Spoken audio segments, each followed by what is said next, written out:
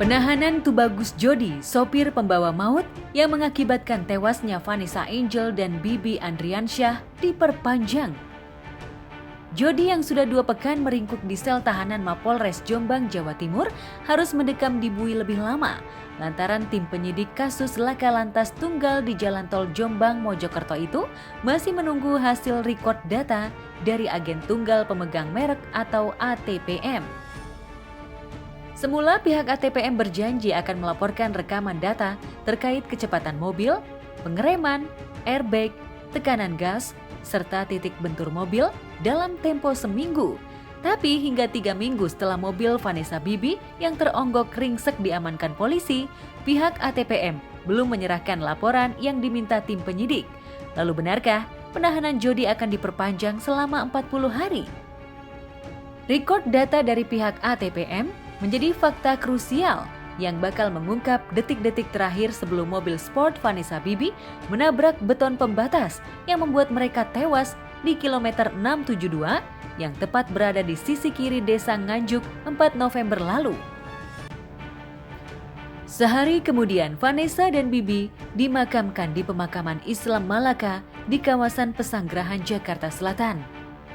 6 hari berikutnya, polisi menetapkan Tubagus Jody sebagai tersangka dan langsung menjebloskan pemuda berusia 24 tahun itu ke Hotel Prodeo. Putra sulung Tubagus Endang itu dijerat pasal berlapis dengan ancaman hukuman maksimal 12 tahun penjara. Lalu benarkah setelah 2 minggu menjadi pesakitan, sopir yang pernah menjadi editor dan fotografer itu mengalami depresi berat? Ya, kalau soal si Jody itu saya udah menyerahkan kepada hukum yang berlaku. Saya nggak mau mencampuri. Ya mungkin kalau dia terkena mentalnya mungkin karena dia merasa bersalah. Ini mungkin merasa bersalah, ya wajar-wajar saja kan? Ya bersalah lah namanya. Ada kelalaian itu aja. Ya pokoknya kita serahkan aja sih. Kalau kita berdua kita melihatnya ya kita bisa apa lagi, kita cuma bisa serahkan ke pihak yang berwajib saja. Bisa adil akhirnya aja.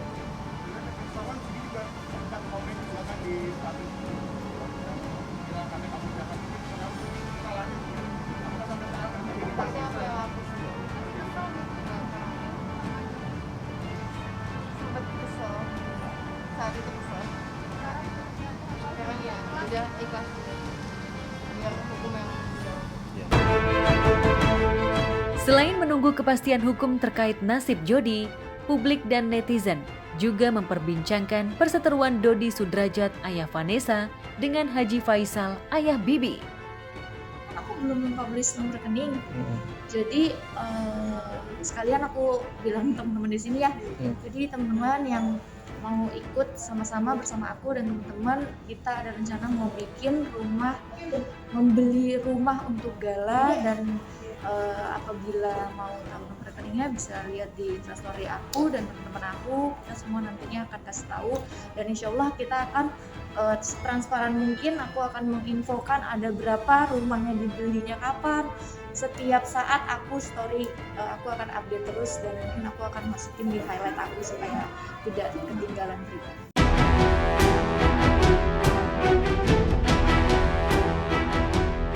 Menjelang sidang perdana kasus penetapan ahli waris dan hak asuh Galeskai Andriansyah, putra sematawayang Vanessa Bibi, netizen dibuat bingung oleh pernyataan Dodi dan Faisal yang terkesan saling menjatuhkan. Padahal di awal kepergian Vanessa Bibi, mereka terlihat kompak dan akur seolah senasib sependeritaan. Tapi siapa sangka, sejak hari kedua kepergian putranya dan sang menantu, Faisal menyimpan kekecewaan yang begitu dalam terkait sikap Dodi di depan awak media yang terkesan menyembunyikan fakta yang sebenarnya. Menurut Faisal, dalam suasana duka, Dodi sudah meminta tanda tangan dirinya dan sang istri untuk mencairkan polis asuransi yang diterbitkan Vanessa, yang diklaim atas nama Dodi dan Mayang, adik Vanessa. Lalu benarkah nilai asuransi yang ditinggalkan Vanessa untuk ayah dan adiknya senilai 500 juta? Benarkah kepada Faisal, Dodi mengaku hanya mendapatkan premi asuransi 30 juta?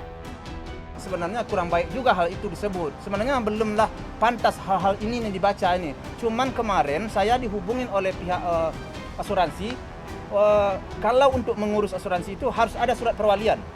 Memang adanya asuransi, uang asuransi, tapi memang asuransi tersebut dibuat sebelum Vanessa menikah dengan Mas Bibi. Jadi ahli warisnya adalah ayahnya.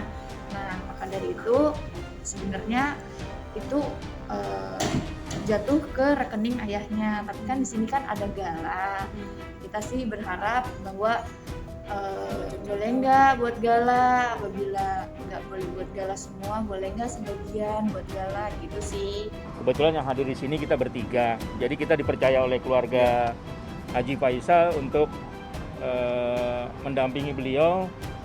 Ada 2 perkara di Pengadilan Agama Jakarta Barat, yang satu mengenai perwalian anak, yang satu lagi adalah penetapan ahli waris. Itu diregister di nomor 482 2001 dan 483 2021. Perlu saya jelaskan ya, jadi asuransi yang ada di keluarga beliau itu ada beberapa. Jadi ada yang contoh salah satu yang mungkin ditandatangani oleh Vanessa sebelum merit ya, itu juga ada. Cuma kan pembayaran premi itu tiap bulan juga setelah dia merit juga ada untuk satu hal yang sama. Dan orang yang ditunjuk sebagai yang menerima klaim asuransi tersebut, katakanlah si A. Nah, itu belum tentu juga bahwa itu milik dia yang ditunjuk. Karena apa? Penunjukan itu kan secara administratif. Bukan berarti orang yang ditunjuk dalam klaim asuransi tersebut adalah orang yang memiliki harta tersebut. Bisa dibilang kalau sebelum perkawinan bisa dihitung nilainya berapa, setelah perkawinan nilainya berapa. Itu kan ada hak waris. Bukan berarti sebelum perkawinan ditandatangani itu menjadi hak orang yang ditunjuk. Bukan. Ini hanya sebagai administratur aja. Semula Faisal enggan mengungkap kebohongan sang besan ke hadapan publik. Tapi setelah Dodi berencana mengajukan hak asuh Gala ke Pengadilan Agama Jakarta Pusat, ia seolah merasa ditikam dari belakang. Pasalnya, sejak awal pembahasan hak asuh Gala, Dodi menyatakan dukungan kepada Faisal. Tetapi belakangan, Dodi tak hanya ingin merebut hak asuh Gala, tapi juga ingin mengambil barang-barang pribadi milik Vanessa. Hanya saja, Dodi membantah keras jika keinginannya mengamankan barang-barang pribadi Vanessa untuk kepentingan materi, seperti halnya Faisal dan adik-adik Bibi yang sempat melelang barang-barang milik putrinya. Saya sangat berkewajiban untuk membantu ini. Ini cucu saya ya, saya nggak mau nanti dia menderita ya. Kalau umur saya pendek, ini yang jadi beban bagi saya. Umur saya pendek, siapa yang mau membantu? Jadi tolong ya, saya nggak ada niat sedikit pun juga ya untuk mencari pamor, untuk mengambil harta yang berapa sih yang ditinggalkan oleh kedua orang tuanya. Nggak seberapa, kalau tahu semua nggak seberapa. Kalau dihitung-hitung biaya untuk membesarkannya nanti nggak seimbang. Tapi saya siap selagi saya punya tenaga. Yang takut saya umur saya pendek, itu aja persoalannya. Itu aja persoalannya. Aku nggak mau negatif thinking sih, nggak mau. Biarin aja.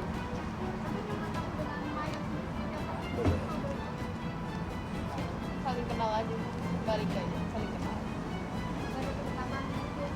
Enggak, dari sebelum Kakak meninggal kita udah kenal satu sama lain. Cuman dari Pak Dodi yang mengatakan sempat merasa nggak nyaman kalau mau ke rumah karena adanya dari Bibi tinggal satu rumah, jadi dianggap tidak ada privasi. Mungkin seperti apa sih tanggapannya mungkin dari Puji dan Fadli juga? Seperti apa menanggapinya gitu? Sebelumnya kan aku emang udah tinggal di rumah itu.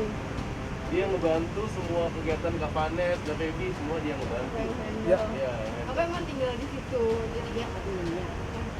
Ya, temennya. Kan selama ini kan memang anak saya di situ. Kenapa? Karena dia yang membantu. Susah, senang, si Vanes kan dia yang selalu membantu. Kan Vanes kan bukan ujuk-ujuk seperti sekarang aja kan. Jadi dari keterpurukan di bawah, iya sejak mendagang kecil kebab, kan dia yang membantu kan. Jadi mau tidak mau ya dia menyatu dari situ kan.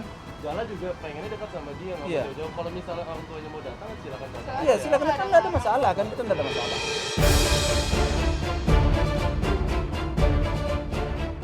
Memanasnya hubungan Faisal dengan Dodi Sudrajat seolah dimanfaatkan oleh Mayang untuk menunjukkan bahwa ia punya talenta yang tak kalah mumpuni dari sang kakak.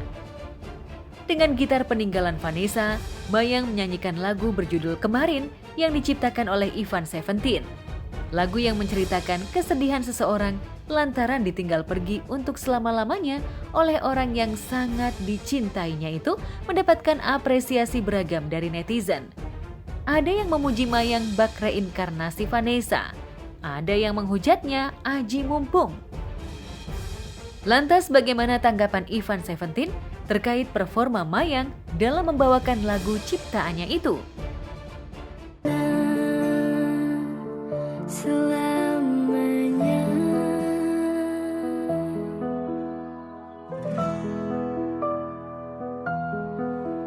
aku selalu mengingatmu,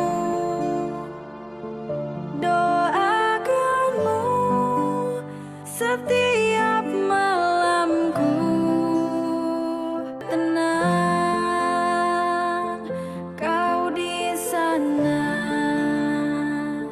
selamanya.